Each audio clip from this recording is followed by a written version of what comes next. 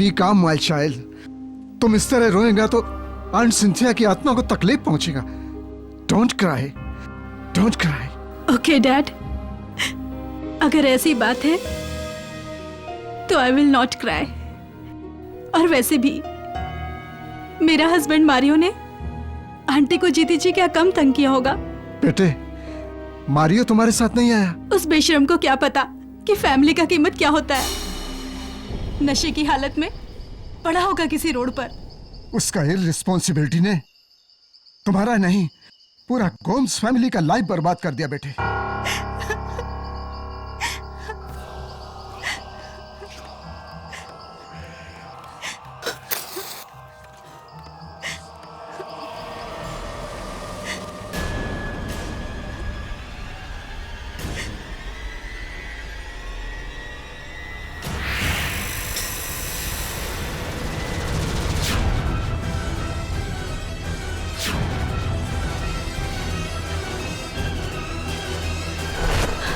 Dad, सी aunty का funeral तो 2 दिन पहले हुआ था ना।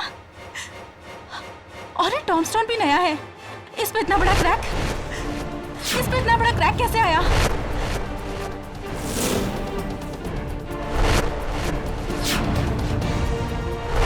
ये क्रैक?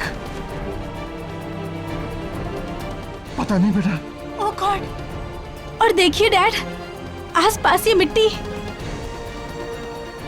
डैड, ऐसा लग रहा है कि जैसे इसे किसी ने खोदा हो। What are you saying, Flavia? ये सिंथिया का कब्र कौन खोदा? कुछ तो गड़बड़ है। फ्लाविया, ये तुम क्या करता है? किसी का कब्र खोदना क्राइम है, क्राइम। ये तुम सिंथिया आंटी का कब्र क्यों?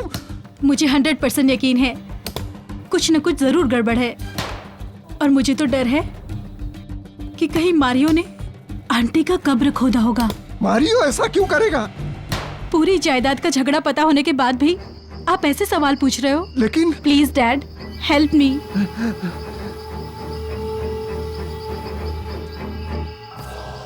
खोलिए उसे।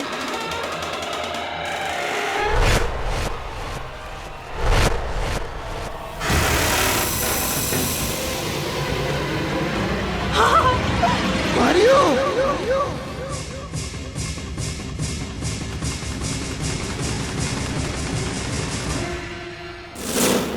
डियर आंट सिंथिया, आपको आपकी ये नीज एमिली बहुत मिस करेगी। काश आप भी हमारे साथ होती।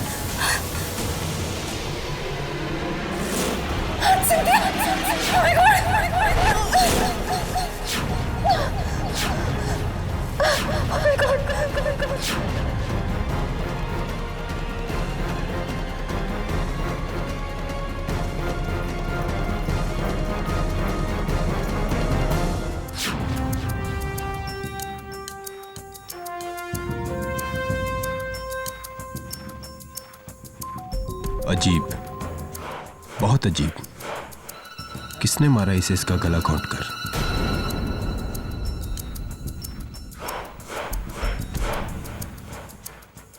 गले में चेन डालकर मारा इसे।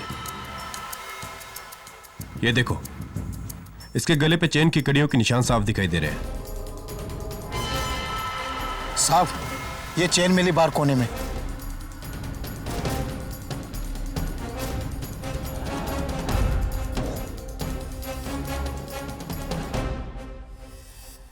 हंड्रेड 100% इसी चेन से गला घोटा गया इसका।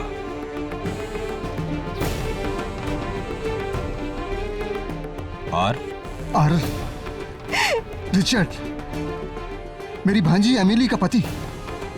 बट इंस्पेक्टर, ये चेन रिचर्ड्स का नहीं है, एमिली का है। एमिली रहती कहाँ है? रिचर्ड, आंट सिंथिया की बॉडी हमारे घर पे, इतनी दूर उस ग्रेवयार्ड से। नहीं, मुझे नहीं पता कैसे। अब मैं क्या करूं?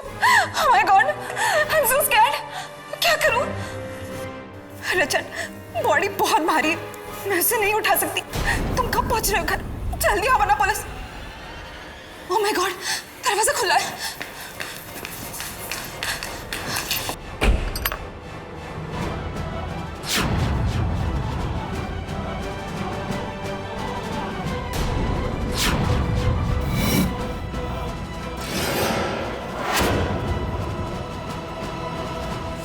ओह माय गॉड, सिंथिया का बॉडी यहाँ।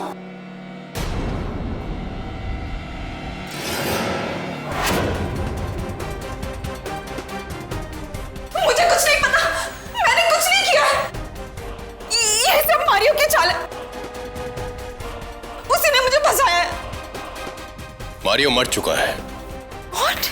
और उसे तुमने मारा है। You are under arrest Mrs Emily Francis. नहीं, मैंने कुछ नहीं किया। मैंने किसी को नहीं मारा। ये सब झूठ है। चलो। नहीं, मैंने कुछ नहीं किया। छोड़ दो मुझे। नहीं।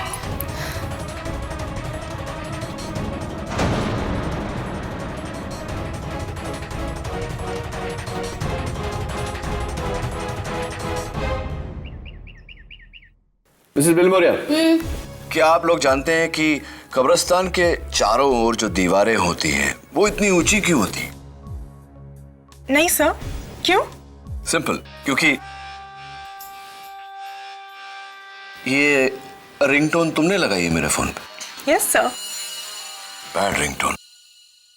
हेलो, रिचर्ड फ्रांसिस तुम्हारे पास अपनी बीवी का केस लेकर आएगा। उसका केस मत लेना, वरना पछताओगे। अच्छा, really? Thank you for the advice. लेकिन आप कौन? Hello hello, that's weird. Like your ringtone, that's also weird. Please change it. Yes sir. Sir, I'll get that.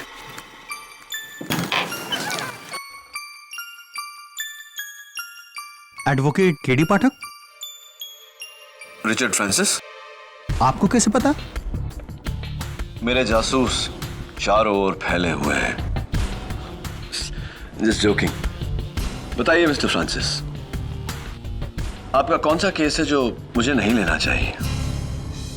Richard, मुझे बहुत डर लग रहा है। मुझे इस लॉकअप में अकेले मत छोड़ो। यहाँ आसपास सारे खूनी हैं, लेकिन मैंने किसी को नहीं मारा। किसी को नहीं मारा मैंने। किसी का खून नहीं किया। किसी को नहीं मारा मैंने।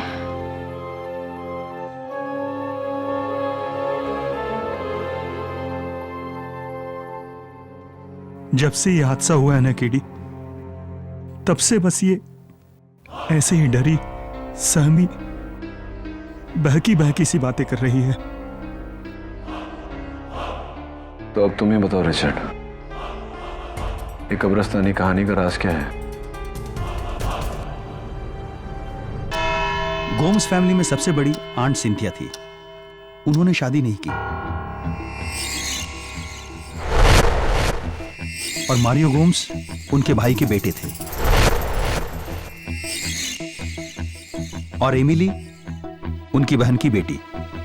मारियो और एमिली दोनों ही कजिन्स थे और मैं रिचर्ड फ्रांसिस एमिली का पति हूं। और वहां बैठी फ्लाविया गोम्स, मारियो की बीवी। और वो दोनों कौन हैं? वो अंकल एल्बर्ट हैं, आंट सिंथिया के छोटे भाई। और जो उनके बगल में बैठा है वो रॉजर। वो आंट सिंथिया की देखरेख करता था। यानी कि एक अकेली बूढ़ी आंट सिंथिया और आप सब उनके परिवार के लोग। जी। जिसमें से सबसे बड़े हैं एल्बर्ट गोम्स। योर ऑनर, मेरा बड़ा सिस्टर सिंथिया का गोवा में 40 एकड़ जमीन है। उस जमीन का मार्केट वैल्यू 70 करोड़ से कम नहीं। एमिली और मारियो का दोनों का इस जमीन पर नजर था और हमको ऐसा लगता है कि उसी जमीन के वास्ते एमिली ने मारियो को मार डाला।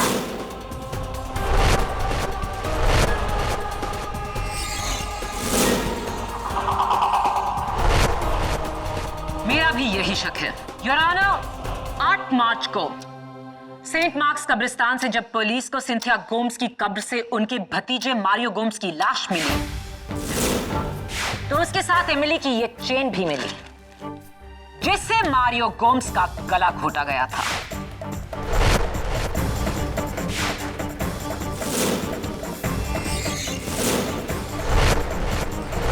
जाहिर है पुलिस उसके बाद एमिली के घर पहुंची, जहां से शॉकिंगली उन्हें सिंथिया गोम्स की लाश बरामद हुई। शॉक तो मैं आपकी बातों से हूं प्रोसिक्यूटर साहिबा। अगर मैं अपना ये पेंसिल आपकी मेज पर छोड़ दूं तो क्या इससे यह साबित होता है कि आपने मेरा ये पेंसिल चुराया है? Definitely not your honour. Cynthia Gomes की लाश को कोई एमिली के दरवाजे पर छोड़ गया था। इसका क्या सबूत है? किसी ने उस लाश को वहां लाते हुए देखा? इसका कोई सबूत नहीं, लेकिन एमिली को किसी ने लाश ले जाते हुए भी नहीं देखा। लेकिन छुपाते हुए देखा inspector Dave, mister Albert Gomes और फ्लाविया गोम्स ने। और सिर्फ जुर्म को छुपाया जाता है। ये जुर्म एमिली ने किया क्योंकि उसके जूतों के निशान कब्रिस्तान में मिले। योर ऑनर, उस कब्र के पास गड़े फुटप्रिंट्स की फोटोग्राफ्स जो एमिली के सैंडल्स की हैं। ये सैंडल्स जो इंस्पेक्टर दवे को उस दिन एमिली के घर से मिले।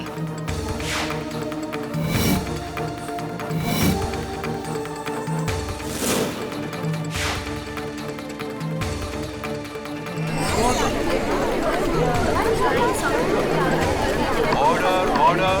और इन सैंडल्स पर जो मिट्टी है उसी कब्रिस्तान की है। ये तो क्लियर सबूत है कि एमिली वहां गई थी।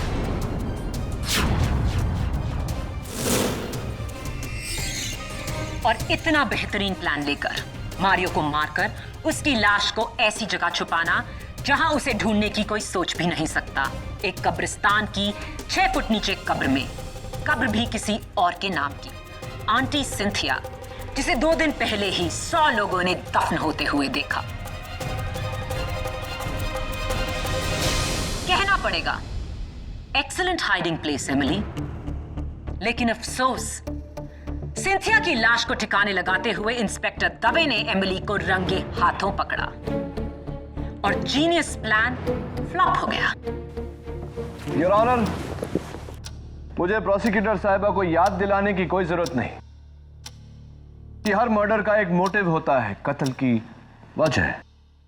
और एमिली के पास कत्ल की कोई वजह नहीं थी, क्योंकि आंटी सिंथिया ने खुद अपनी जायदाद इसी वसीयत में एमिली के नाम लिख दी थी। अजीब बात है मिस्टर डिफेंस काउंसिल। बिल्कुल एक ऐसी वसीयत मेरे पास भी है जिसमें जायदाद का वारिस एमिली नहीं, मारियो गोम्स है।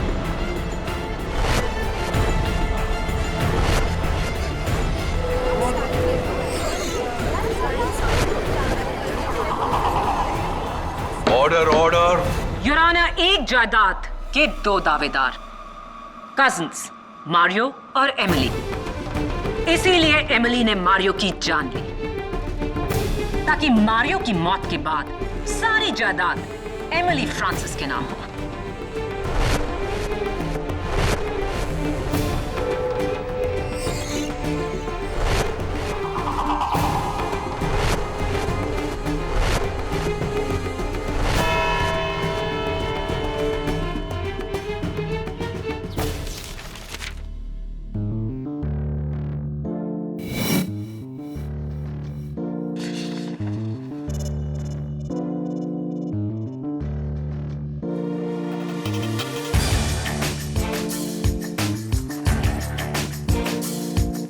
एक ही इंसान 2 अलग अलग वसीयत क्यों बनाएगा? मैटर वही, डेट भी सेम, सिर्फ नाम अलग। नेती, आंटी सिंथिया कहां तक पढ़ी थी? सर, रिपोर्ट के मुताबिक वो एक एमकॉम ऑनर्स थी। M.Com, तो फिर सिग्नेचर की जगह अंगूठा क्यों लगाया? Strange. Maybe not. नियति, पार्किंसंस डिजीज था उन्हें। वो क्या है? मिसेस बिलमोरिया, पार्किंसंस डिजीज, जहां मरीज के हाथ पांव हिलते हैं, ट्रेमर होते हैं, इसीलिए वो पेन उठाकर सीधा सिग्नेचर नहीं कर पाते, जिसके कारण आंटी सिंथिया ने अंगूठा लगाया था। Please change this ringtone. KD Pathak. KD Pathak, इस केस को छोड़ दो वरना पछताओगे। सुनिए मिस्टर धमकी वाले, मैं हेलो हेलो। वो इस धमकी वाला फोन? तुम ये कॉल ट्रेस क्यों नहीं कर सकते? अनट्रेसेबल नंबर है मिसेस बिलमोरिया। नेवर माइंड, वो उसका काम कर रहा है, हम अपना काम करेंगे। नियति, गैजेट ऑफिस से पता करो कि ये दोनों स्टैम्प पेपर्स किस डेट पे इशू हुए थे। योर ऑनर, सिंथिया गोम्स की 2 वसीयत, दोनों पर सब्जेक्ट मैटर एक समान, डेट्स भी सेम, लेकिन इनमें से एक उनकी मौत के पहले बनाई गई थी और दूसरी उनकी मौत के बाद।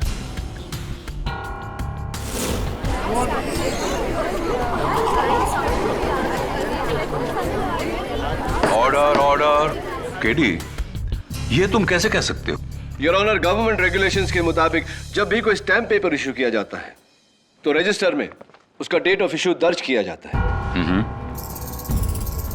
एमिली गोम्स के नाम जो वसीयत है उसका स्टैम्प पेपर 9 महीने पहले इशू किया गया था, लेकिन मारियो गोम्स के नाम जो वसीयत है उसका स्टैम्प पेपर सिंथिया गोम्स के मौत के 2 दिन बाद इशू किया गया है।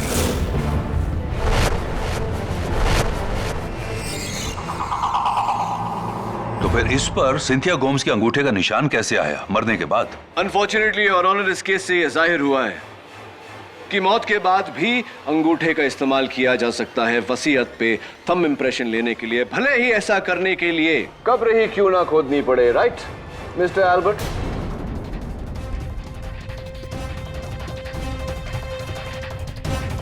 मिस्टर एल्बर्ट, ये कब्र खोदने का शवल आपका ही है या नहीं? इज इट योर्स और नॉट? जी, ये शवल मेरा ही है, लेकिन 2 महीने पहले रॉजर ने मुझसे बोरो किया था। योर ऑनर, मैं रॉजर को कटघरे में बुलाने की इजाजत चाहता हूं। इजाजत। मिस्टर रॉजर परेरा, ये आपके हाथ को क्या हुआ? वो पिछले संडे मैं मोटरसाइकिल से गिर गया था तो फ्रैक्चर हो गया। फ्रैक्चर हो गया है? How painful, how sad. Anyway Roger, 10 साल तुमने आंटी सिंथिया की सेवा की। बड़े दुख की बात है कि उसके बावजूद उनकी जायदाद में से तुम्हारे नाम कुछ भी नहीं। वांदा नहीं साहब, मैडम सिंथिया ने मुझे बेटे की तरह रखा था। उन्होंने कभी मुझे नौकर समझा ही नहीं, और यही मेरे लिए काफी है। मुझे पैसे में कोई इंटरेस्ट नहीं है साहब। वाह, क्या बात है, व्हाट अ नोबल थॉट। अगर दुनिया में हर इंसान तुम्हारी तरह होता तो दुनिया कितनी सुंदर होती, सोचो। वैसे पता नहीं कि तुम्हें पता है या नहीं, लेकिन एमिली के बाद 70 करोड़ की जायदाद के मालिक तुम।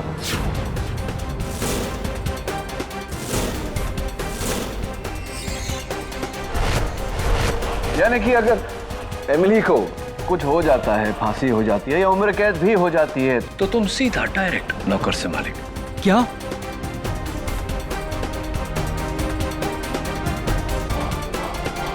सिलेविया मैडम ने तो मुझसे झूठ बोला। उसने कहा कि मेरा नाम जायदाद में कहीं है ही नहीं। Really?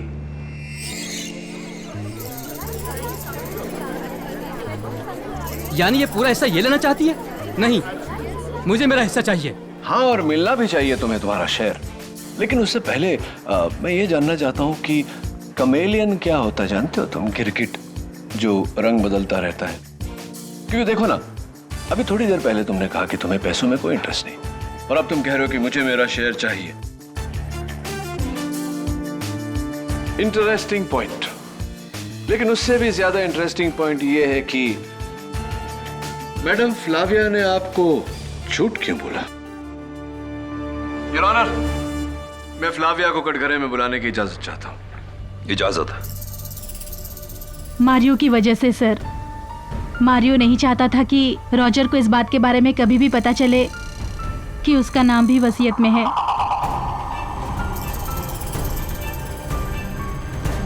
मारियो ने मुझे धमकी दी थी कि ये बात मैं उसे कभी ना बताऊं। पति ने पत्नी को धमकी दी। It's not a good thing, not good at all. कैसा पति था मारियो? मारियो एकदम अच्छा पति नहीं था। वो घर में कम और बार में ज्यादा रहता था।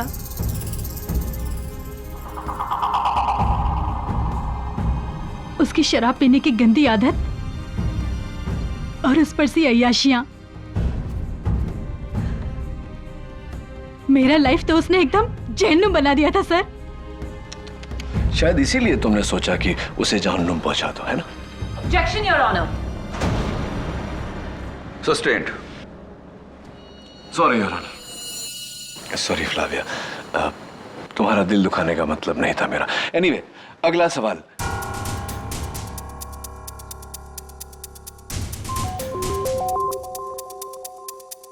योर ऑनर, इस केस का एक बहुत ही अहम विटनेस पुलिस की गिरफ्त में आया है। उस कब्रिस्तान का पहरेदार पीटर डिसूजा। मेरी आपसे दरख्वास्त है कि मैं उसे अदालत में पेश कर सकूं। Your honour, this is incorrect procedure. इस विटनेस के बारे में डिफेंस को बताया ही नहीं गया। पीटर की गिरफ्तारी 1 घंटे पहले हुई। मुझे भी अभी पता चला है your honour. KD, murder case में ऐसी अहम गवाही को रोका नहीं जा सकता। पीटर डिसूजा को पेश किया जाए।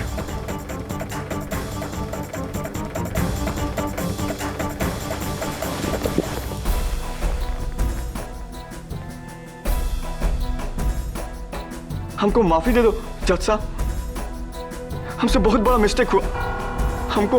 हमको इसके लिए बहुत मनी दिया गया था। किसने दिया वो पैसा? फेस नहीं देखा। हाँ, क्योंकि सारा बात और ऑर्डर फोन पे आया था। हाँ, मगर वो एक आदमी था, उसकी वजह से मैंने ये सब कुछ किया। उसका नाम रिचर्ड था साहब। नहीं, मैंने किसी को फोन नहीं किया।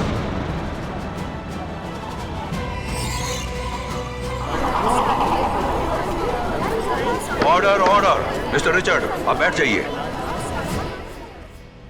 मेरा शक सही निकला योर ऑनर। ये पूरी साजिश अकेली एमिली की नहीं थी। उसके पति रिचर्ड ने भी उसकी मदद की। एमिली और रिचर्ड फ्रांसिस ने मिलकर मारियो को मारा।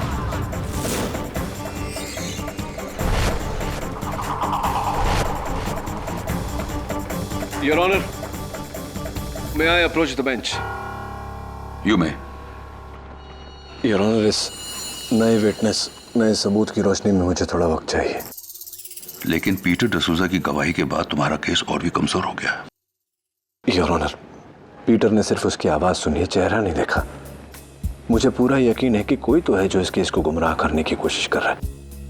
वही शख्स मुझे भी धमकियां दे रहा है और ये बात मैं साबित कर सकता हूं कोर्ट में। Your honour, please take more time. तो तुम्हें यह काम जल्द से जल्द करना पड़ेगा केडी, क्योंकि कल सुबह 9:30 से 10:30 के बाद इस केस की अगली तारीख 10 दिन बाद की है। तुम 10 दिन तक इंतजार करना चाहोगे या? नहीं योर ऑनर, 10 दिन में कुछ भी घुमाया जा सकता है। Tomorrow morning is okay. Granted. Thank you your honour. इस केस की सुनवाई कल सुबह 9:30 से 10:30 के बीच में की जाएगी। तब तक के लिए अदालत मुलतवी की जाती है।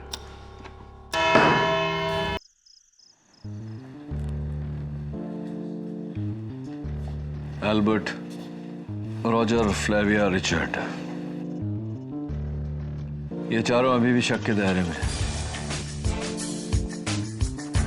इन चारों में से कोई भी हो सकता है या फिर कोई और।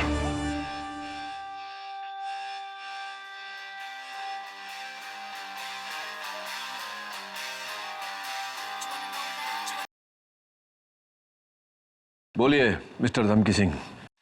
कल सुबह अदालत मत आना, वरना मारियो के साथ जो हुआ तेरे साथ भी होगा केडी। Bloody idiot। किसी का खून नहीं किया, किसी को नहीं मारा मैंने। जी ये शवल मेरा ही है, लेकिन 2 महीने पहले रॉजर ने मुझसे बोरो किया। नहीं, मुझे मेरा हिस्सा चाहिए। मारियो एकदम अच्छा पति नहीं था। उसका नाम रिचर्ड था साहब। नहीं, मैंने किसी को फोन नहीं किया। मेरा शक सही निकला योर ऑनर। एमिली और रिचर्ड फ्रांसिस ने मिलकर मारियो को मारा।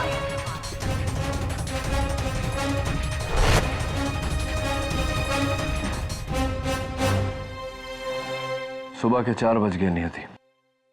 चलो तुम्हें घर छोड़ देता हूँ। सर लेकिन आप? मुझे जाना है अभी Saint Mark's graveyard.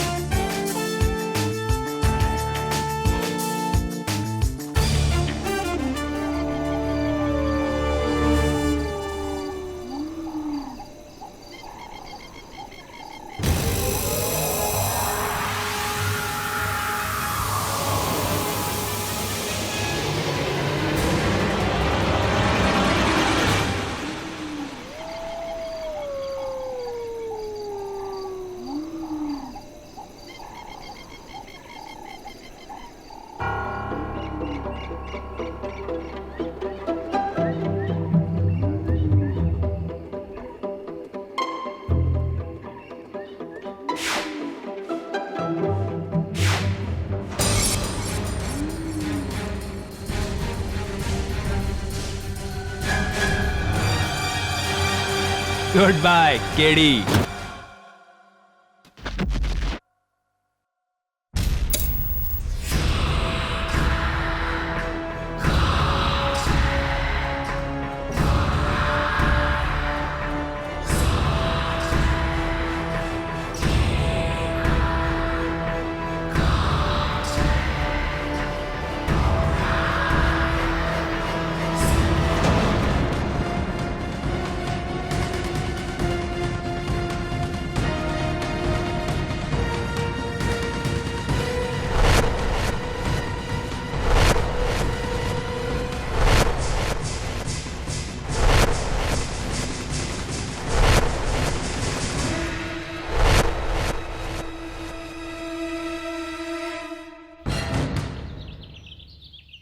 Hello Jhilmil ji, मैं नियति ऑफिस से बोल रही हूँ। केडी सर अब तक ऑफिस ही नहीं आए और 9:30 बजे हमें कोर्ट पे पहुँचना है। जी मैंने उनका फ़ोन ट्राई किया और बिल्कुल आउट ऑफ रीच है। हाँ, सुबह के 4:30 बजे वो कब्रिस्तान गए थे। I mean I hope he is okay. I am worried.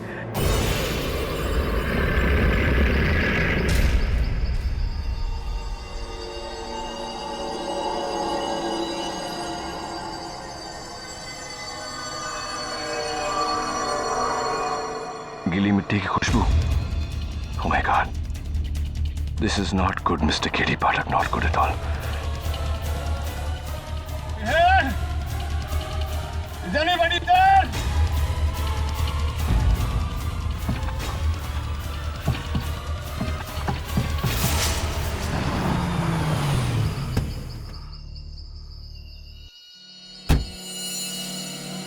KD sir की गाड़ी।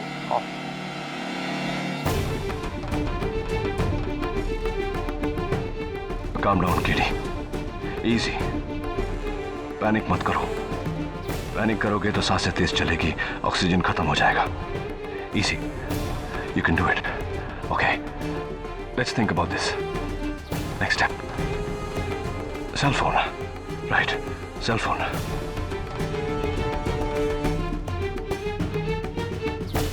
जरूर सर अंदर हो गए। केडे, केडे, केडे। झिलमिल जी, यहाँ नहीं, कब्रिस्तान के अंदर। अरे नियति, एक जिंदा आदमी कब्रिस्तान में क्या करेगा? कहीं बाहर होगा। केडी! ठीक है, मैं अंदर जा रही हूँ। नियति, मेरी लड़की मरवाएगी यार। KD sir! Sir! Sir! Damn. No signal. Oh, come on. I can't die in a coffin. Alive. That's very silly.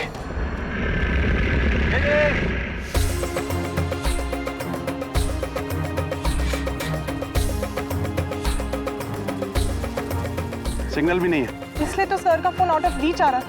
KD! KD sir!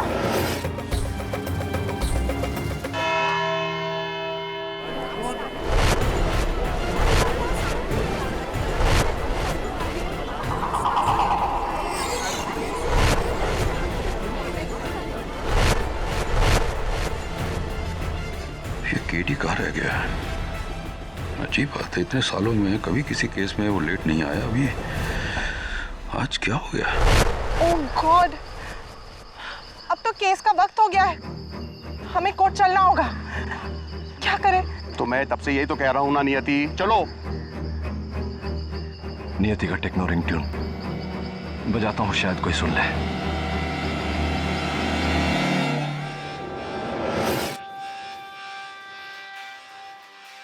एक सेकंड। क्या हुआ? यहाँ से कुछ आवाज आ रही है, कोई इंग्लिश गाने की। गाने की? हाँ, हो सकता है ये किसी डीजे की कब्र होगी। अंदर भी बजा रहा होगा बेचारा। टेक्नो बीट्स, मेरा रिंगटोन। कान बज रहे हैं तुम्हारे कान। कब्रिस्तान है ये। अभी चलो, लेट हो रहे हैं, कोर्ट मुकदमा शुरू हो गया होगा। चलते। योर ऑनर, आधा घंटा हो गया है और केडी का कोई नामो निशान नहीं। Well KD, I think you are finished. Cell phone पे सिग्नल नहीं, कोई तेरी आवाज नहीं सुन रहा। ये तेरा आखिरी केस था और ये तेरी पहली और आखिरी कबर। Sorry to say good bye KD. Good bye KD. Good bye KD. Oh my god, अब समझ में आया मारियो का खून किसने किया, लेकिन क्या फायदा? कैसे साबित करूंगा कॉफिन में? योर ऑनर, मेरी राय है आप इस केस का फैसला सुना दीजिए।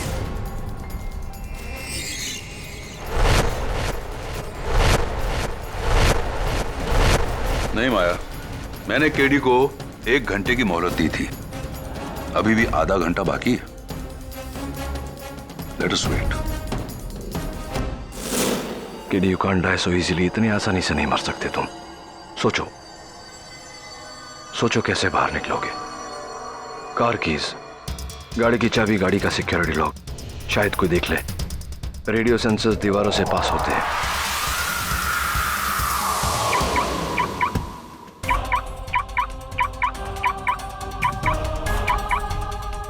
झिलमिल जी, गाड़ी की लाइट। हाँ, मुझे लगा था कि केडी अंदर ही होगा और सो रहा होगा। KD! KD sir! KD! KD! KD sir! KD! अंदर तो कोई नहीं है।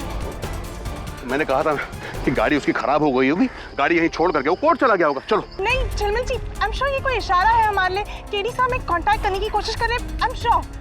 हो तुम पागल हो। चलो मेरे साथ चलो। देखिए, आप आए या नहीं आए, I am sure KD sir अंदर है। मैं अंदर जा रही हूँ। अरे यार, ये लड़की फिर मरवाएगी। नियति! नियति! अरे नियति! ओह, केडी सर! अरे क्या केडी केडी यार। थिंक नियति, थिंक। सर का रिंगटोन मैंने सुना था।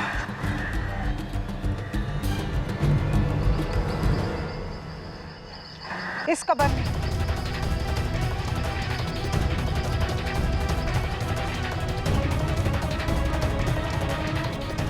जिंदा? हाँ। नियति, तुम पागल हो गई क्या? इस कब्र के अंदर केडी जिंदा? ऐसा कभी नहीं हो सकता।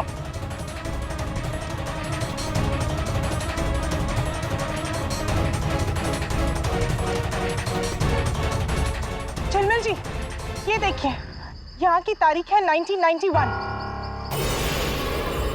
यानी कि 20 साल पुरानी। और यहाँ की मिट्टी देखकर ऐसा लगता है जैसे किसी ने अभी इसमें डाली हो। एक minute, I am very sorry नियति। क्या हुआ? नहीं, मुझे लगा था कि कुछ तुम्हें, लेकिन नहीं, इंटेलिजेंट, फैंटास्टिक। क्या तुमने ढूंढ निकाला। एकदम इस कब्र की मिट्टी ताजा है, ऐसा लगता है कि अभी अभी ये कब्र को दफनाया गया है। झिलमिल जी, हमें ये खोदना होगा अभी इसी वक्त। मैं नहीं खोदूंगा कब्र।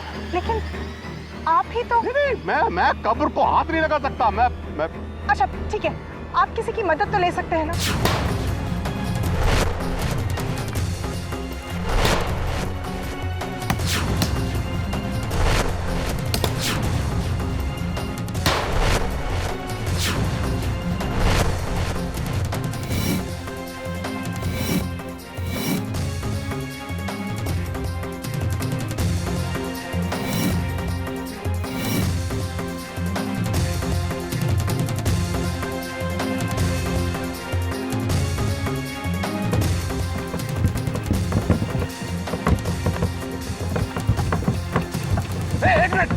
एक मिनट, कोई अंदर से ठोक रहा है। हाँ, चलो जल्दी खोलो। केडी सर, केडी भाई उठा। केडी हो कैसे? Are you okay? तू 4 घंटे लेट के देख अंदर। क्यों? कुछ हो गया? नहीं, एक दिन तो लेट नहीं है। चलो जल्दी, अदालत।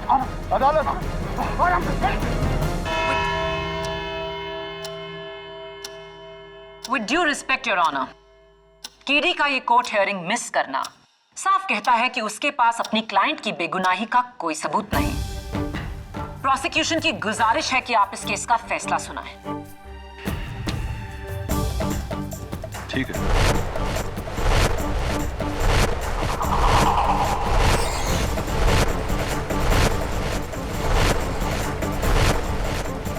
10:30 बजने वाले हैं और योर ऑनर, लेकिन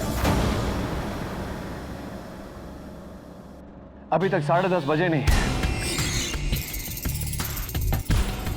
केडी, ये कोई टाइम है अदालत पहुंचने का? I am extremely sorry your honour.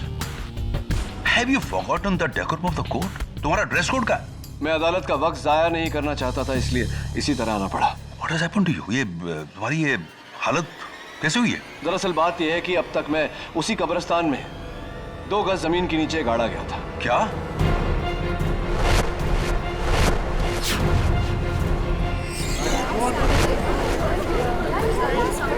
In the court please. किसकी हरकत है ये? उसी की योर ऑनर, जो नहीं चाहता कि मैं मारियो के कातिल को ढूंढ निकालूं।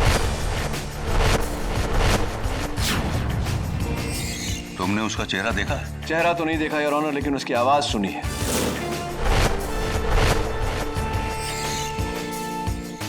कौन है? योर ऑनर, जब से ये केस शुरू हुआ है मुझे फोन पे धमकियां आ रही हैं। और आज कब्रिस्तान में जब मैंने वो आवाज सुनी, गुड बाय केडी, तो वही आवाज थी, लेकिन एक फर्क, उसमें एक टोन था जैसे कि फोन पर हमें सुनाई देती। यानी? इसका मतलब योर ऑनर कि कोई वॉइस चेंजर या वॉइस डिस्टॉर्टर से बात कर रहा है। एक ऐसी मशीन जो पतली आवाज को मोटी बनाती है। योर ऑनर, इस केस से जुड़े सभी लोगों में 2 ही लोग हैं जिनकी आवाज पतली है, एमिली और फ्लाविया। और चूंकि एमिली जेल में थी, जाहिर सी बात है कि यह आवाज फ्लाविया की है।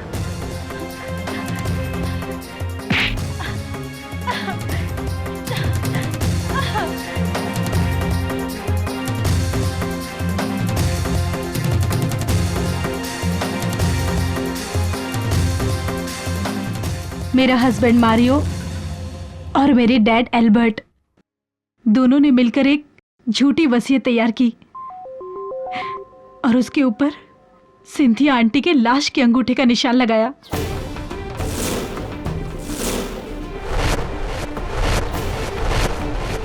मारियो ऑस्ट्रेलिया सेटल होना चाहता था, पर मेरे साथ नहीं, उसकी गर्लफ्रेंड के साथ, वो भी मुझे धोखा देकर। इससे पहले कि वो मुझे धोखा देता,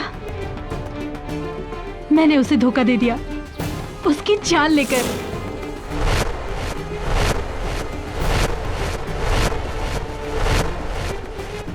उस दिन मैं एमिली के घर गई।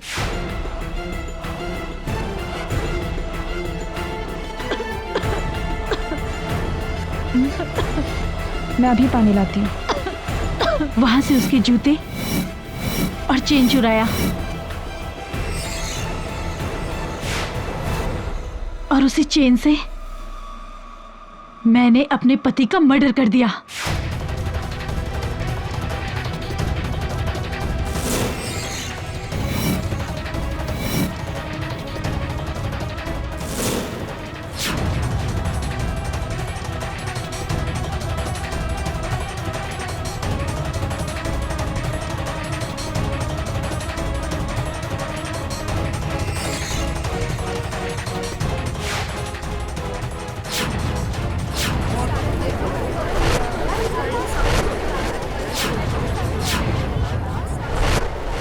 राइट। फिर तुमने बड़ी होशियारी से टूटी हुई कब्र का राज फाश किया ताकि कोई तुम पे शक ना करे। फिर बड़ी चालाकी से एमिली के घर गई और उसके चुराए हुए जूते तुमने वहीं रख दिए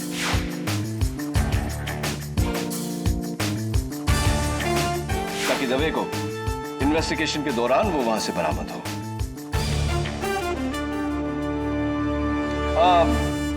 बस एक आखिरी चीज, वो जो आप आवाज बदलने के लिए जो बॉक्स यूज करती है वो जरा आपके बैग में ही होगा, चेक करिए जरा।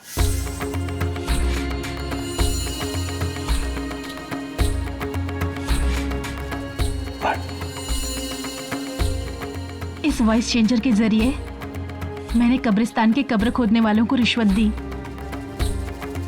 और उन्होंने मेरे ही कहने पर मारियो की लाश वहीं पर दफन कर दी और आंटी सिंथिया की लाश एमिली के घर छोड़ दी।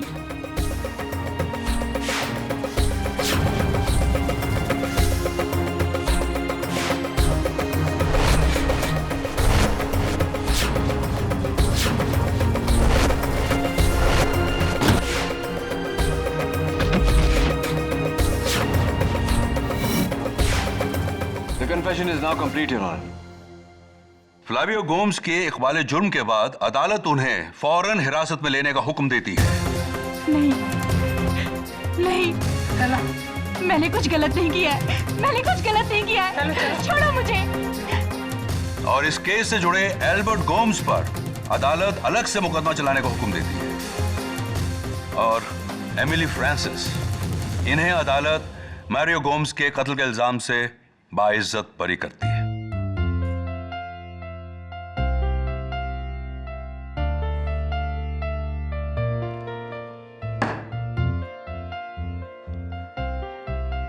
लगता है तुम मेरा पीछा कब्र में जाने के बाद भी नहीं छोड़ोगे केडी। पन इंटेंडेड और unintended.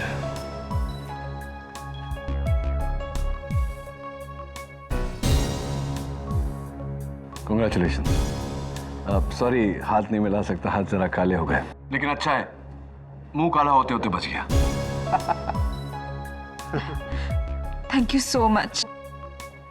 All the best to both of you. Well done sir, graveyard mystery solved. अब उस ग्रेवयार्ड रिडल का भी जवाब दे दीजिए ना प्लीज। नियति, पहले मुझे बहुत फनी लगता था, लेकिन खुद कब्र में जाने के बाद I don't find it funny anymore. Sir please, मुझे जानना है, आई एम वेरी क्यूरियस। जानो जरा। सर नहीं, प्लीज बताइए ना, क्यों कब्रिस्तान के चारों ओर ऐसी ऊंची ऊंची दीवारें होती हैं? Why? Okay, if you insist. कब्रिस्तान के चारों ओर ऊंची दीवारें होती है क्योंकि लोग अंदर घुसने को मरते हैं। See, I told you it's not funny anymore. Am I right or am I right?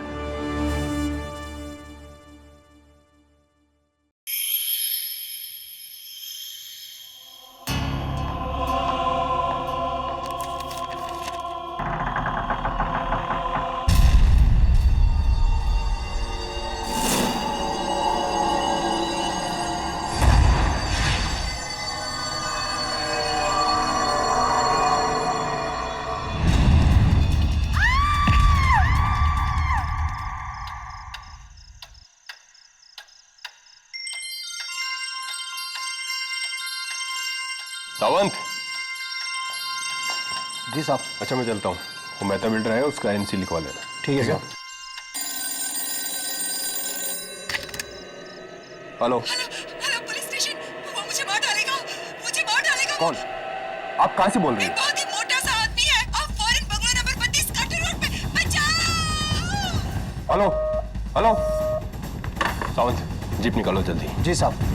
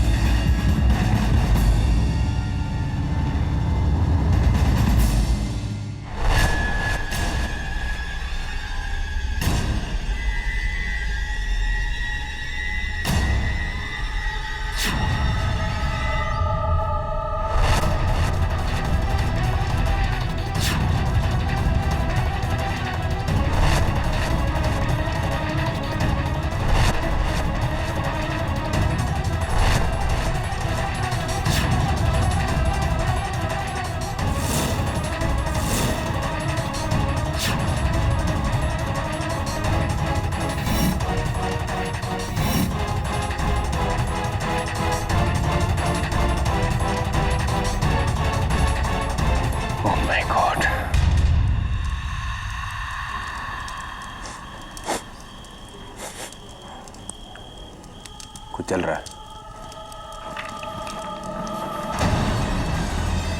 Hands up! कोई चालाकी नहीं। सब मैंने कुछ नहीं किया सब सब मैं तो पड़ोस में रहता हूँ। मैं एक एस्टेट एजेंट हूँ, दिनेश पटेल। सब मैंने अपनी खिड़की से उसको देखा इधर और भाग के आया इधर। किसे देखा? खून को। खूनी? एक मोटा आदमी था, बहुत मोटा आदमी था साहब। मोटा आदमी? कौन हो सकता है? His Royal Highness prince Rudy Singh Dhanaura.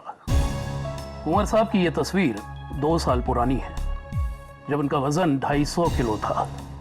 Good, 2 साल में तो काफी वजन कम हो गया होगा।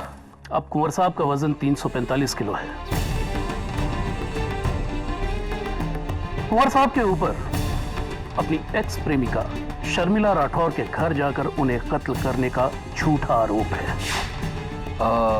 मिस्टर मानेकशॉ, क्यों लगता है आपको कि ये इल्जाम झूठा है? क्योंकि अपने वजन की वजह से कुंवर साहब के लिए चलना तो दूर, उठ पाना भी मुमकिन नहीं। पिछले 9 सालों से वो अपने कमरे से बाहर तक नहीं निकले। 9 साल?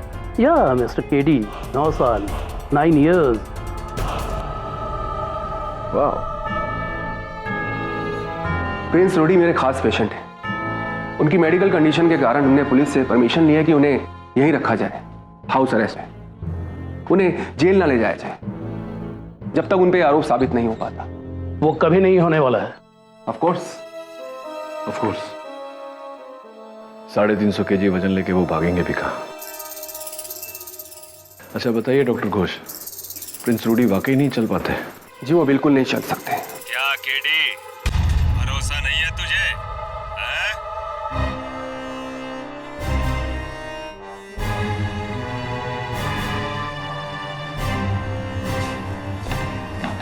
और कुंवर जी को आप प्लीज नाम से नहीं बुलाएंगे, आप उन्हें हिज हाइनेस प्रिंस या कुंवर जी कहेंगे। और केडी, कुंवर जी के बर्ताव के लिए मैं एडवांस में आपसे सॉरी बोलता हूं। आइए। ये चिकन तंदूरी है या चूजा? न नमक न मसाला।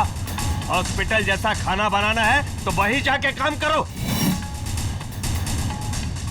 गेट आउट, दफा हो जाओ यहाँ से। सॉरी कुंवर साहब, सॉरी। आइए। मोटा सांड, पता नहीं मरता क्यों नहीं।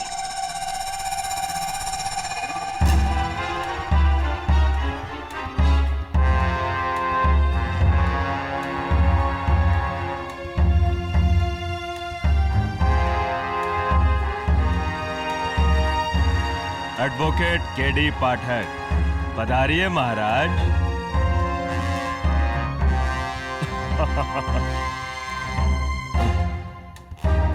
माफी चाहता हूं, अगर मेरा चौथा लंच ब्रेक न चल रहा होता तो आपसे उठकर हाथ मिलाता। इसका मतलब आप उठ सकते हैं? ये नहीं उठ सकते, मजाक कर रहे हैं। अब तो उसी दिन उठूंगा जिस दिन इस दुनिया से उठ जाऊंगा। बहुत जोवियल है आप। I like a sense of humour Prince Rudy. लेकिन ना फिलहाल आप पर आपकी एक्स गर्लफ्रेंड शर्मिला राठौड़ के कत्ल का इल्जाम है, इसके बारे में बात कर लें। अच्छा हुआ मर गई वो।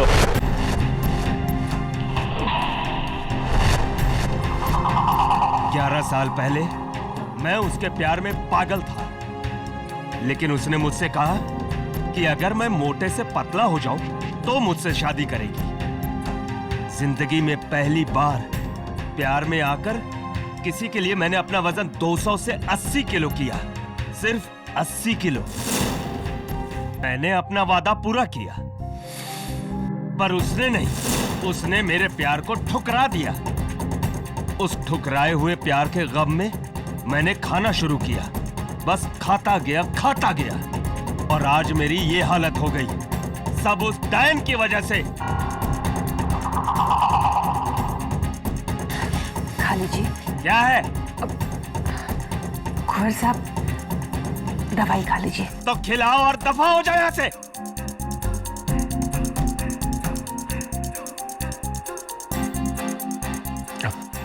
डॉक्टर घोष, मतलब प्रिंस रूडी जरा सा भी नहीं उठ सकते। कभी 350 किलो उठाया है आपने? नहीं मिस्टर मालिक शाह, कभी कोशिश भी नहीं की। और अगर इतनी कोशिशों के बाद प्रिंस रूडी अपना 350 किलो का वजन नहीं उठा पाते, 13 किलोमीटर दूर जाकर शर्मिला राठौड़ को मारना इट्स इम्पॉसिबल।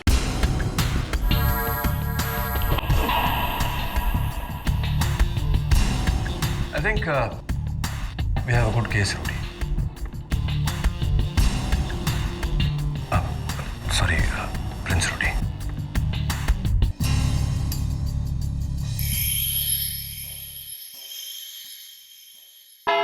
Your Honor, सबसे पहले मैं अदालत का शुक्रिया अदा करना चाहता हूं कि अदालत ने मेरे मुवक्किल प्रिंस रूडी सिंह धनावरा को उनके मेडिकल कंडीशन के कारण अदालत में ना बुलाकर घर से ये केस अटेंड करने की इजाजत दी। ये सब तमाशा है योर ऑनर, सरासर ढोंग। जो इंसान अपने घर से 13 किलोमीटर दूर जाके मर्डर कर सकता है, क्या वो इस अदालत के कटघरे में नहीं आ सकता? प्रोसिक्यूटर साहिबा, अगर मेरे मुवक्किल चल पाते तो मेरे पास लड़ने को केस ही नहीं होता। Your honour, Prince Rudy obesity के मरीज है। उनका वजन इतना है कि 9 साल से वो अपने कमरे से बाहर नहीं निकले। ऐसा आदमी 13 किलोमीटर का फासला तय करके खून कैसे कर सकता है?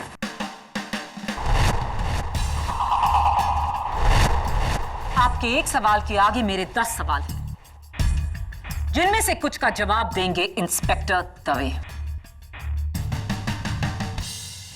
योर ऑनर, 15 मार्च की रात करीब 1:30 बजे जब मैं पुलिस स्टेशन से निकल रहा था तो शर्मिला राठौड़ जी का मुझे फोन आया। हेलो हेलो पुलिस स्टेशन, वो मुझे मार डालेगा, मुझे मार डालेगा वो। कौन? आप कहां से बोल रही हैं? एक बहुत ही मोटा सा आदमी है, आप foreign bungalow number 32 cutter road पे। बचाओ। Hello hello. उन्होंने साफ कहा था एक बहुत मोटा आदमी। जी बिल्कुल साफ। दवे, अगर वो मोटा आदमी प्रिंस रूडी सिंह था तो शर्मिला ने उसका नाम क्यों नहीं लिया फोन पर, जबकि वो उसे बहुत अच्छी तरह से जानती थी?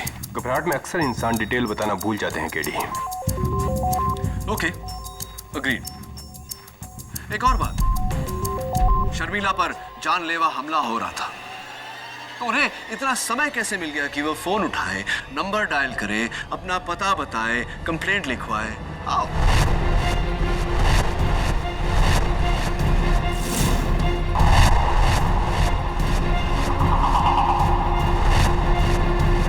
ये मत भूलो केडी कि वो एक बहुत ही मोटा आदमी था। उसे डॉज करना आसान था। इसीलिए रूडी के पकड़ने तक शर्मिला को फोन करने का टाइम मिला।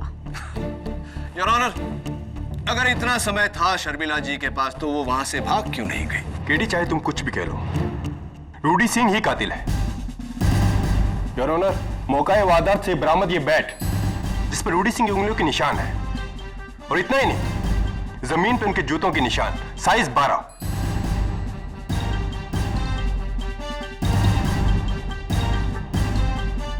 थैंक यू इंस्पेक्टर दवे, आपकी ये गवाही प्रोसिक्यूशन के बहुत काम आएगी।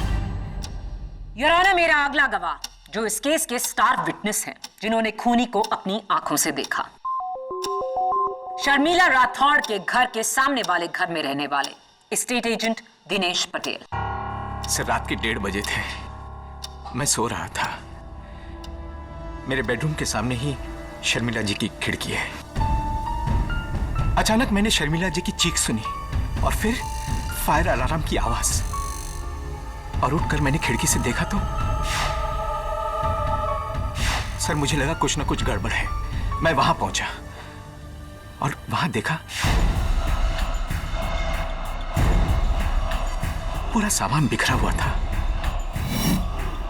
और कुछ ही दूरी पर जमीन पर शर्मिला जी की लाश पड़ी थी।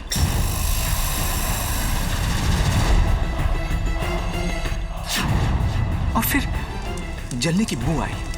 मैंने किचन की ओर देखा तो वहां से धुआं आ रहा था, और फिर मैं भागकर किचन में गया और वहां कोई नहीं मिला। और फिर पुलिस आ गई सर।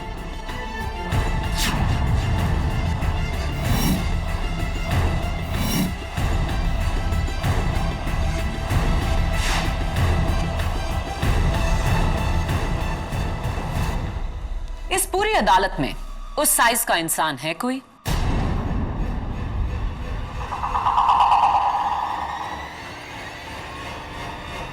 नहीं, सिवाय उस आदमी के।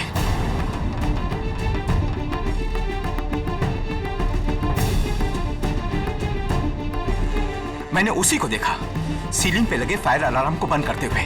झूठा। मिस्टर रूडी सिंह, माना आप अदालत में नहीं है, लेकिन आपका रवैया ऐसा ही होना चाहिए जैसे आप यहां मौजूद हैं। कार्रवाई के दौरान किसी भी किस्म का जलपान मना है। Do you understand? एक बहुत ही मोटा आदमी। इंस्पेक्टर दवे ने सुना, मिस्टर पटेल ने देखा। अब आपका क्या कहना है mister KD Pathak? But of course. Mister Patel, जब आपने अपनी खिड़की से शर्मिला जी के खिड़की के उस पार उस मोटे आदमी को देखा तो आपकी खिड़की पर या शर्मिला जी के खिड़की पर कुछ पर्दा या कोई वेनिशियन ब्लाइंड वगैरह कुछ लगा हुआ था?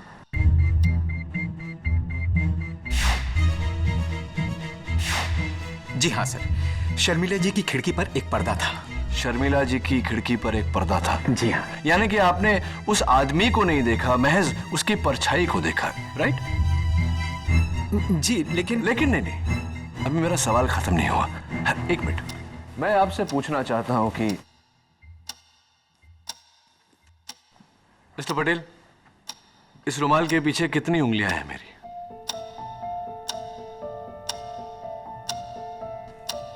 तीन सर। 3 उंगलियां हैं? जी सर। Are you sure? जी हाँ।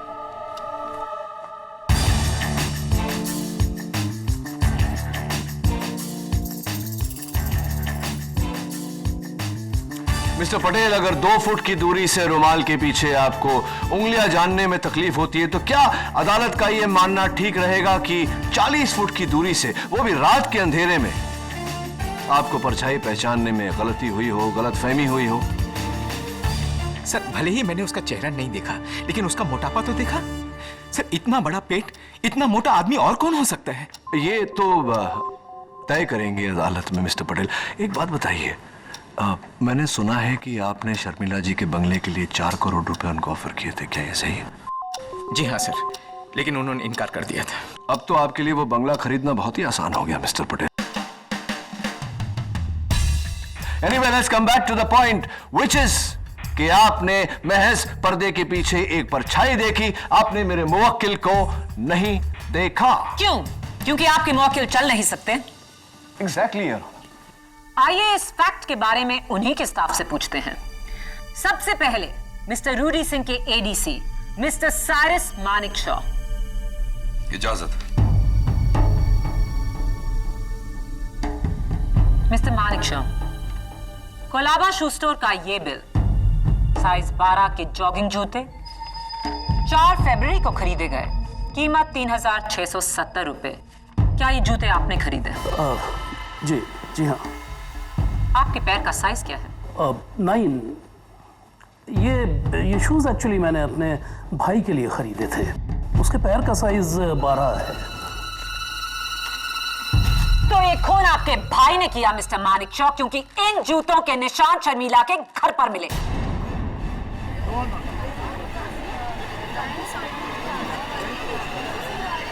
नहीं, मेरा भाई खूनी नहीं है। इनफैक्ट ये शूज मैंने कुंवर साहब के लिए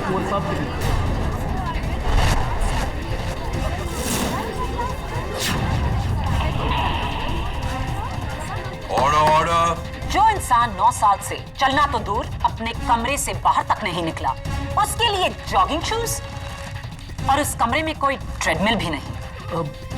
पता नहीं, कुंवर साहब ने मंगाए और मैं ले आया। Thank you your honour. मेरी अगली गवाह रूडी सिंह की नर्स मिस बी बजाज। ये बी बजाज क्या है? जी, मेरा नाम बसंती बजाज। दरअसल मेरी माँ को शोले फिल्म बहुत पसंद थी, इसलिए जब मैं पैदा हुई तो उन्होंने मेरा नाम बसंती रख दिया। ऑर्डर। आप रूडी सिंह की राउंड द क्लॉक नर्स हैं? जी हाँ, दरअसल उनको मेरी कभी भी जरूरत पड़ सकती है, बीपी, दवाइयाँ, इंजेक्शंस वगैरह। तो कत्ल की शाम 6 बजे से आप कहाँ गायब थी?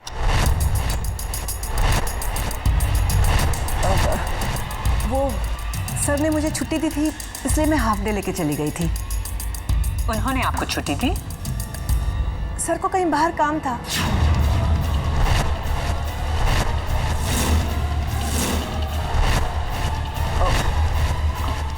I mean, सर को कुछ काम था, इसलिए उन्होंने छुट्टी दी हमें। कुछ काम करना था? किसी का खून करना था? Objection your honour. Sustained. Your honour, मेरा बस यही पॉइंट है कि कोई अपने स्टाफ को तभी छुट्टी देता है जब वो घर पर ना हो।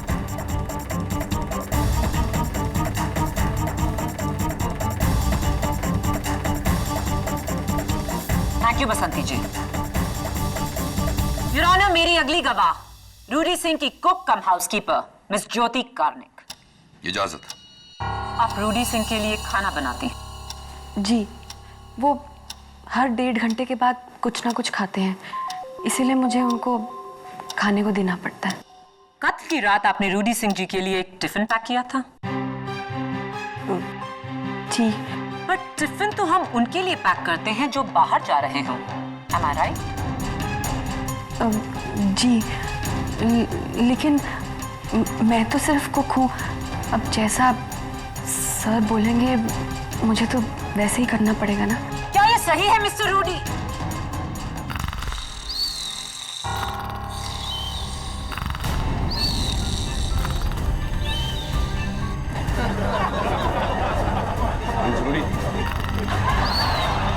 Order. Prince Rudy. Mister Rudy Singh, this is contempt of court. आप सो रहे हैं? योर ऑनर, उनकी तरफ से मैं माफी चाहता हूं। योर ऑनर, रूडी सिंह के तीनों स्टाफ मेंबर्स की गवाही से जाहिर है कि वो एक बहुत बड़ा सच छुपा रहे हैं, और वो सच ये है कि रूडी सिंह चल सकते हैं।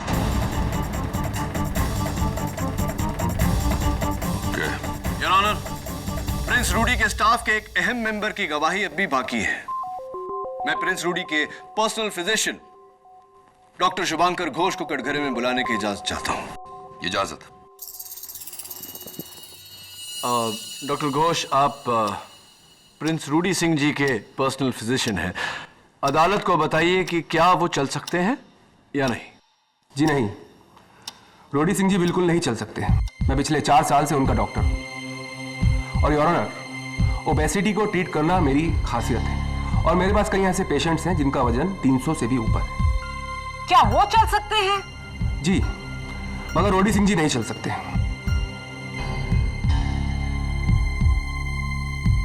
योर ऑनर, एक स्पेशलिस्ट डॉक्टर के स्टेटमेंट को झुटलाने वाले हम कौन होते हैं? और डॉक्टर घोष ने अभी अभी कहा कि प्रिंस रूडी जैसे कई भारी भरकम ओवरवेट पेशेंट्स इनके पास हैं। जाहिर सी बात है योर ऑनर कि दुनिया में ऐसे और भी लोग होंगे।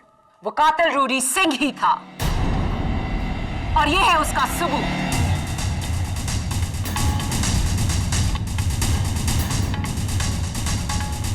मार्च की रात कार्टर रोड पर सिटी क्लब के बाहर कुछ fans film star Salman Khan के इंतजार में बैठे थे और जब मिस्टर खान बाहर आए तो उन्होंने उनके साथ कुछ तस्वीरें खींची।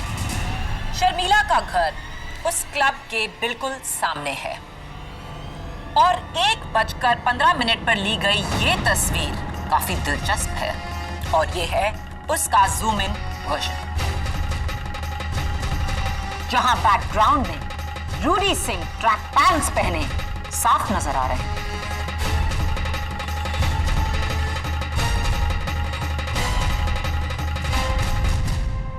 ये तो बिना किसी शक व शुबा के रूडी सिंह ही है।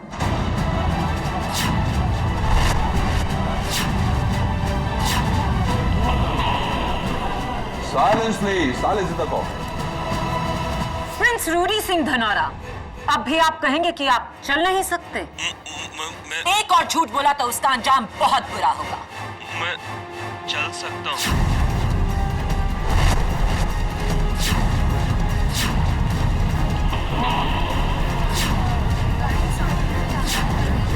Order order.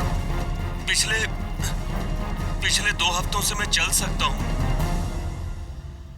7 दिन बाद शर्मिला की शादी होने वाली थी तो मैंने सोचा एक आखिरी बार उससे मिलकर अलविदा कह दूं। इसलिए मैं उससे मिलने के लिए पहली बार घर से बाहर निकला, पर उसके सामने जाने की हिम्मत नहीं जुटा पाया तो मैं दरवाजे से ही वापस लौट आया। तो आपके डॉक्टर और आपका स्टाफ क्यों कह रहे हैं कि आप चल नहीं सकते? क्योंकि मैंने ही उनको धमकी दी थी कि किसी ने सच कहा तो उनको मैं नौकरी से निकाल दूंगा। प्रिंस रूडी, ये क्या किया आपने? क्यों किया? मैं डर गया था केडी। मुझे जब पता चला कि शर्मिला का खून हो गया तो मुझे लगा कि सबसे पहले उंगली मुझ पर ही उठेगी। इसलिए मैंने अपने स्टाफ से झूठ बुलवाया और खुद भी झूठ बोला। पर केडी, शर्मिला को मैंने नहीं मारा। मैं तो आज भी उससे प्यार करता हूँ।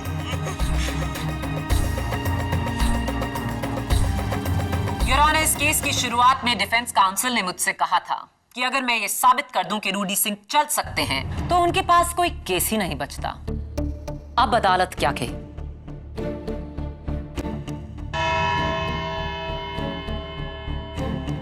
इस केस का फैसला कल सुबह ठीक 11 बजे। और मिस्टर रूडी सिंह, आपको यह अदालत फौरन हिरासत में लेते हुए कल इसी कोर्ट में पेश होने का हुक्म देती है।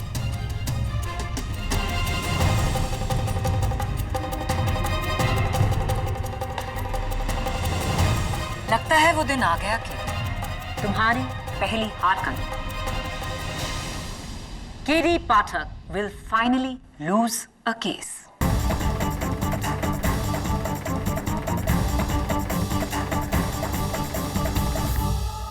आप जानते हैं आज तक मैं कोई केस क्यों नहीं हारा? क्योंकि आज तक केडी ने कभी झूठ नहीं बोला। मेरी ताकत मेरी सच्चाई है और आज आपके कारण मैं अदालत में झूठा साबित हुआ। केडी, मैंने तुम्हें सिर्फ आधा झूठा साबित किया है, बाकी तुम्हारा आधा कहा हुआ सच है। ये खून मैंने नहीं किया। और ये भी अदालत में झूठा साबित हो गया तो बैट पर आपकी उंगलियों के निशान, मौकाए वारदात पर आपके जूतों के निशान, कत्ल के समय शर्मिला के घर के बाहर आपकी तस्वीर, और बचा क्या है? अगर तुम्हें मेरी बातों में भरोसा नहीं है ना तो तुम मेरा केस छोड़कर जा सकते हो। मैं दूसरा लॉयर रख लूंगा। ओह शट अप प्रिंस रूडी। 2 बातें। पहली बात, आपका गुनाह इस हद तक साबित हो चुका है कि कोई लॉयर आपके केस को हाथ नहीं लगाएगा।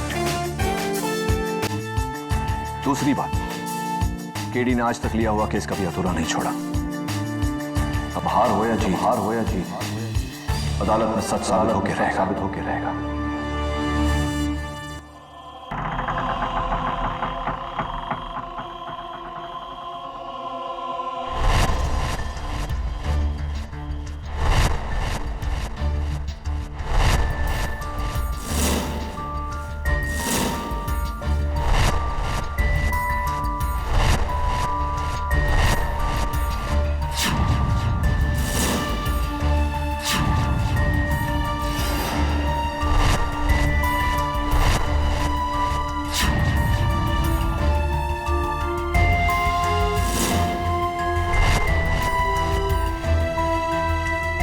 ये देखो क्या है केडी? किसी जानवर के बाल, ब्लैक कलर। कुत्ता था क्या शर्मिला के पास? नहीं तो फिर ये बाल किसके हैं? केडी, ये मत कहना कि किसी आदम को जानवर ने उसकी जान ली है। ये मैं नहीं, तुम कह रहे हो। आओ किचन में चलते हैं।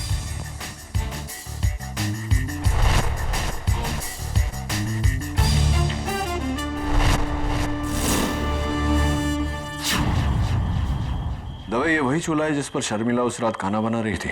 हाँ, हमने आके से बंद किया वरना आग लग जाती। राइट, लेकिन रात के 1:30 बजे शर्मिला खाना क्यों बना रही थी?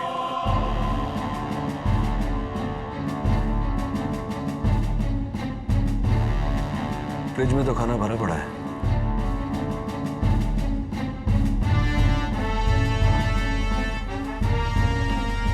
मुझे लगता है कि शर्मिला खाना नहीं बना रही थी। तो फिर ये गैस कातिल ने ऑन किया है।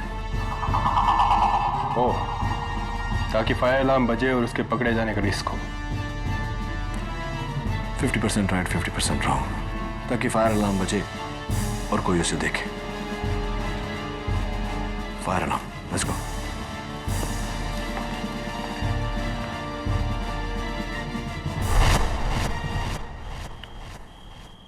दवे, ये वही फायर अलार्म है ना जिसे ऑफ करते वक्त मिस्टर पटेल ने उस खिड़की में से कातिल को देखा था?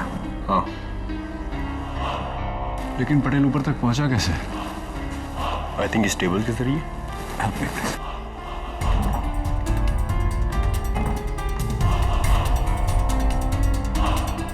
क्या लगता है तुम्हें 6 फीट 4? राइट। मिसेस बिलीमोरिया, हाय। कल सुबह तक मुझे शर्मिला राठौड़ और इस केस से जुड़े हर विटनेस पे सारी डिटेल्स चाहिए। Thank you, so sweet of you. तभी केस क्लोज करने का समय आ गया।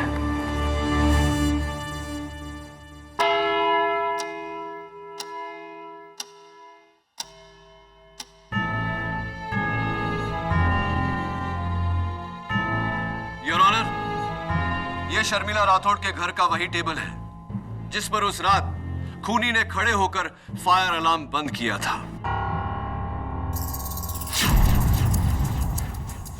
मेरी बात से इंस्पेक्टर दवे भी सहमत होंगे। यस। प्रिंस रूडी, आपका मौजूदा वजन, करंट वेट कितना है? 345 kilo. 345, 345 KGs, your honour. Dave, तुम्हारा? 80 किलोज। हवलदार साहब, आपका? 75 किलो। 75 केजीज और 80 KGs, total 155 KGs, your honour. Dave जरा यहाँ आना। हवलदार साहब, आप भी आइए। मैं चाहता हूं कि आप दोनों इस मेज पर खड़े हो जाएं।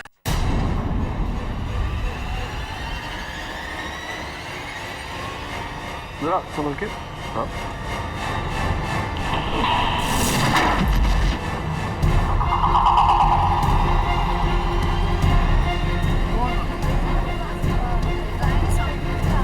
उठो तो।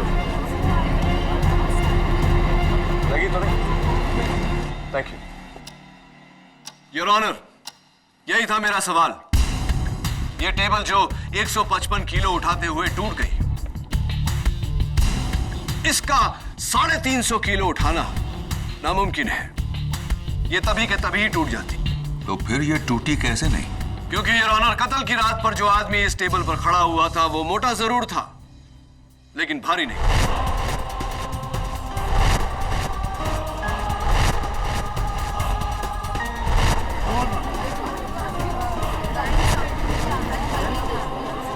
कत्ल की रात पर जो आदमी इस टेबल पर खड़ा हुआ था वो मोटा जरूर था, लेकिन भारी नहीं। मोटा और भारी नहीं, क्या मतलब इसका? इसका मतलब प्रिंस रूडी की cook cum housekeeper Miss Karnik बताएंगी।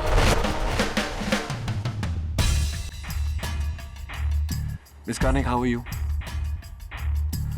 आपका एक छोटा भाई है जो फैंटेसी अम्यूजमेंट पार्क में काम करता है, क्या ये सही है? जी, मंगेश। मंगेश, राइट। तो क्या करता है मंगेश वहाँ?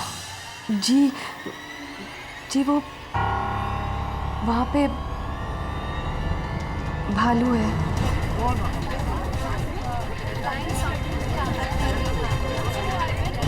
Quiet, please. भालू है मंगेश, भालू है।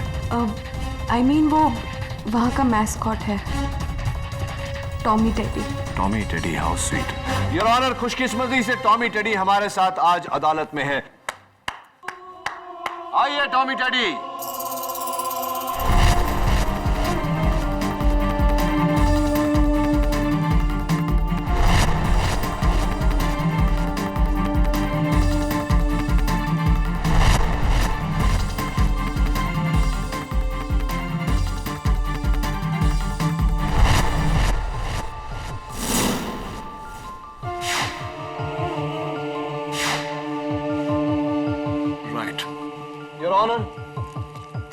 इस पोशाक के कुछ रेशे मुझे शर्मिला जी के घर से बरामद हुए। इसका मतलब टॉमी टेडी वहीं थे उस रात।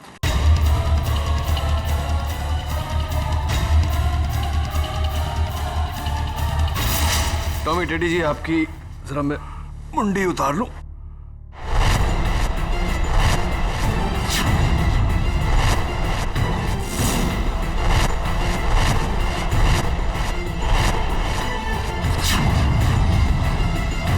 मंगेश, तुम?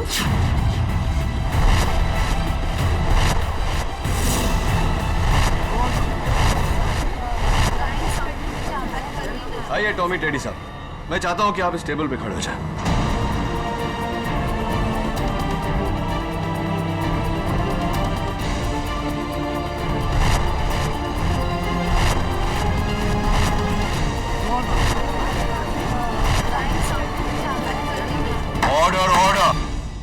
योर ऑनर, अगर मैं इसके सामने पर्दा लगा दूं तो 40 फुट की दूरी से किसी को भी ये गलतफहमी होगी कि पर्दे के पीछे कोई बहुत मोटा आदमी खड़ा हुआ है, ठीक उसी तरह जिस तरह मिस्टर पटेल को हुई थी। Mister Patel, am I right or am I right?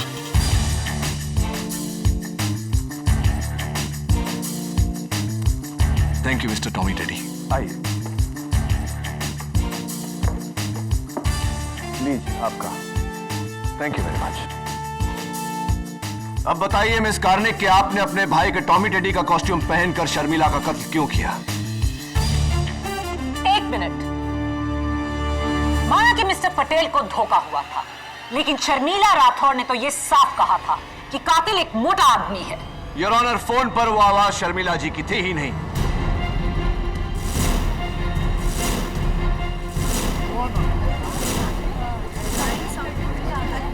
Order.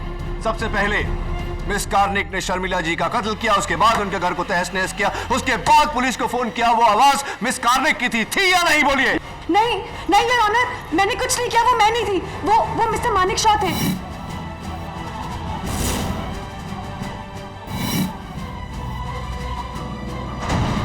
ये उनका ही काम है, क्योंकि कत्ल से पहले उन्होंने ही वो सूट बोरो किया था टॉमी टेडी का। पूछिए, उनसे पूछिए। योर ऑनर, मैं मिस्टर मानिक शॉ को कटघरे में बुलाने की इजाजत चाहता हूं। इजाजत? जी हाँ, वो सूट मैंने ही बोरो किया था अपने बेटे पर्सी की बर्थडे पार्टी में पहनने के लिए, बच्चों को एंटरटेन करने के लिए। लेकिन उसके बाद उस सूट को मैंने कुंवर साहब के घर के स्टोर रूम में जाके रख दिया था। मिस कार्निक को देने के लिए। राइट। और कत्ल से एक दिन पहले वो सूट स्टोर रूम से गायब हो गया। जी हाँ, लेकिन मैंने उसे गायब नहीं किया। नहीं, मैंने ऐसा कब कहा? मैं तो ये सोच रहा हूं कि वो कौन हो सकता है जो सूट स्टोर रूम से लेकर गया था, क्योंकि घर में 2 लोग ही थे और जो स्टोर रूम में जा सकते थे, डॉक्टर घोष और nurse Basanti Bajaj. Your honour, मैं डॉक्टर घोष को कटघरे में बुलाने की इजाजत चाहता हूं। इजाजत है। देखिए मिस्टर केडी, मैं एक इज्जतदार डॉक्टर, आप इस तरह के बेहुदा और बेतुके इल्जाम मुझ पर नहीं लगा सकते हैं। सॉरी डॉक्टर घोष, इल्जाम नहीं लगा रहा, सिर्फ पूछताछ कर रहा हूं। ये बताइए कि कत्ल की रात आप कहां थे? मैं पुलिस को पहले से ही कह चुका हूं कि मैं उस रात अपनी क्लिनिक में था। इतनी रात गए क्लिनिक में, क्या कर रहे थे आप? नर्स बसंती बजाज का मेडिकल फिटनेस सर्टिफिकेट तैयार कर रहा था। जी हाँ, वो दुबई के किसी हॉस्पिटल में जॉब ले रही हैं। ये सर्टिफिकेट उसी के लिए है। अगर आप चाहें तो उसकी कॉपी देख सकते हैं एविडेंस फाइल। हाँ, वो कॉपी मैंने देखी है और इसमें लिखा है कि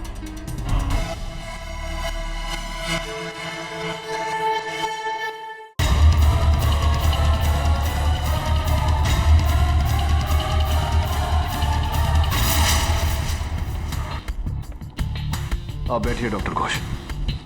योर ऑनर, मैं नर्स बजाज को कटघरे में बुलाने की इजाजत चाहता हूं। इजाजत।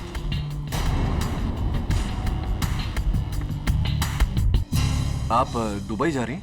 जी हाँ, दरअसल मैं रूडी साहब की बदतमीजियों से तंग आ चुकी हूँ।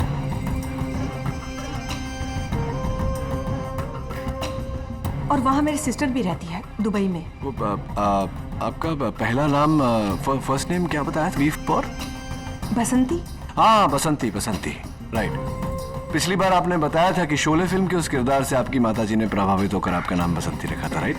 जी। इसलिए अब मैं भूल गया मैं। कोई बात नहीं। अरे कोई बात कैसे नहीं, बात तो है। अब देखिए ना, आपके फिटनेस सर्टिफिकेट में आपका बर्थ डेट यानी कि जन्म तारीख 16 सितंबर 1974, 16 सितंबर 1974, क्या यह सही है? जी बिल्कुल सही लिखा है। तो क्या ये कहना ठीक रहेगा नर्स बजाज की पहले वो फिल्म आई होगी, आपकी माताजी ने वो फिल्म देखी होगी, उस फिल्म से प्रभावित हुई होगी, फिर आपका नाम रखा गया होगा बसंती। मेरा कहने का मतलब ये है कि पहले हेमा मालिनी जी का नाम रखा गया होगा, उसके बाद आपका नाम रखा गया होगा। Is that correct?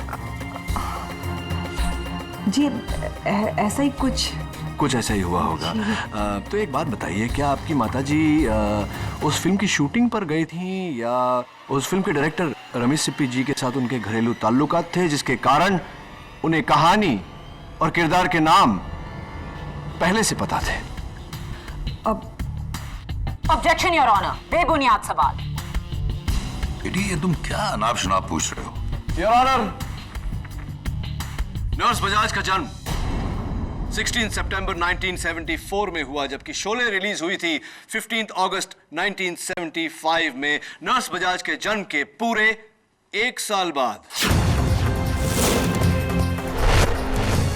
अगर इनके जन्म के 1 साल बाद फिल्म रिलीज हुई तो फिल्म के किरदार का नाम इनकी माताजी इनको कैसे दे सकती है?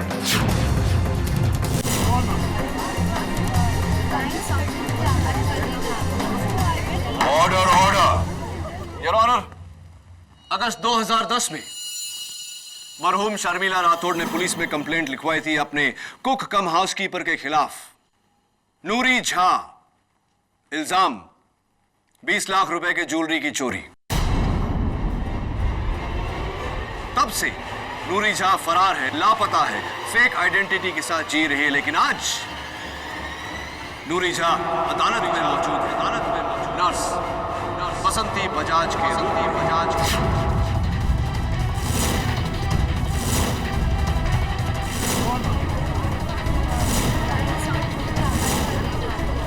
बोलिए नर्स बजाज, आपने झूठ क्यों बोला कि आपका नाम बसंती है जबकि आपका नाम नूरी झा है या नहीं? रविशंकर ने किया, आपका नाम बसंती बजाज नहीं नूरी शाह है और आप ही ने कत्ल किया है शर्मिला राठौर का। बोलिए, आपने कत्ल किया है या नहीं? जी हाँ, जी हाँ। मैं ही नहीं जाऊँ, मैं ही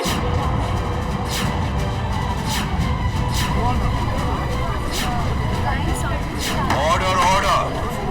जज साहब, मैं रूडी साहब की नर्स बनके उसके साथ अपना नया जीवन शुरू कर रही थी। अचानक मुझे पता चलता है कि रूडी साहब और शर्मिला मैडम का पुराना रिश्ता है और मुझे ये भी डर था कि कहीं शर्मिला मैडम मेरी असलियत ना बता दे। मैंने शर्मिला मैडम की शादी के एक हफ्ता पहले उन्हें मारने का प्लान किया। मैंने रूडी साहब की उंगलियों के निशान एक एक्सरसाइज बैंड पे लिए।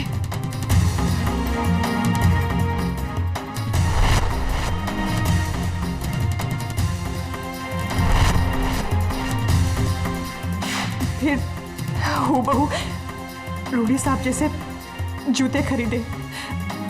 उसके बाद स्टोर रूम में जाकर टेडी बेयर का कॉस्ट्यूम चोरी किया और फिर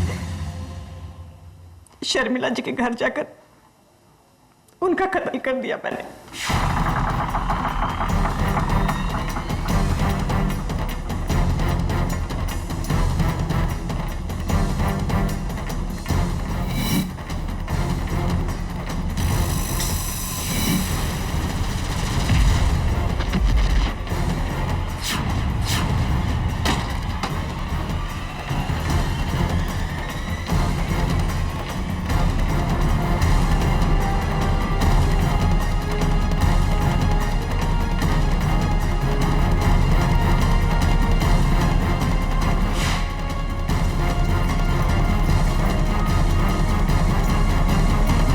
शर्मिला जी का कत्ल करने के बाद आपने जाकर गैस जलाया ताकि धुएं से फायर अलार्म बजे। आप टेबल पर चढ़ी, फायर अलार्म बंद किया ताकि लोगों को यह वहम हो कि कत्ल किसी बहुत ही मोटे आदमी ने किया है, मेरे मुवक्किल रूडी सिंह ने, जबकि कत्ल आपने किया था। जी हाँ, ये कत्ल मैंने ही किया।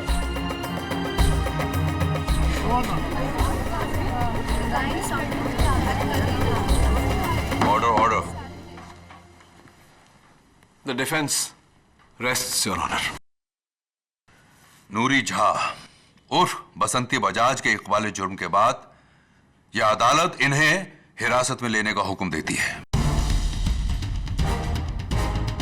और श्री रूडी सिंह धनौरा को शर्मिला राठौर के कत्ल के इल्जाम से बाइज्जत बरी करती है। The case is closed.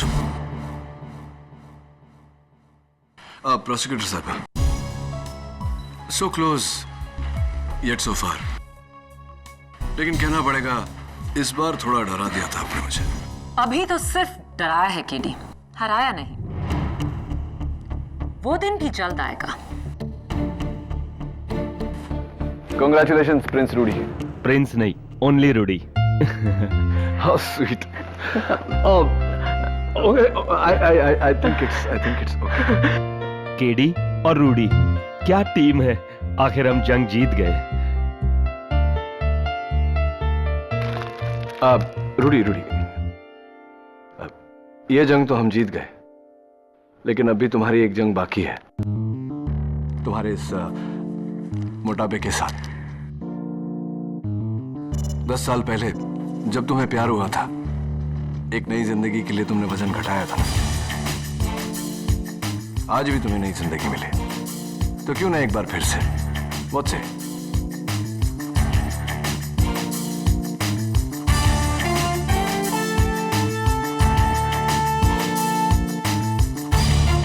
All the best. और भी दिलचस्प कहानी देखने के लिए हमारे चैनल को सब्सक्राइब करें और बेल आइकॉन दबाना न भूलें।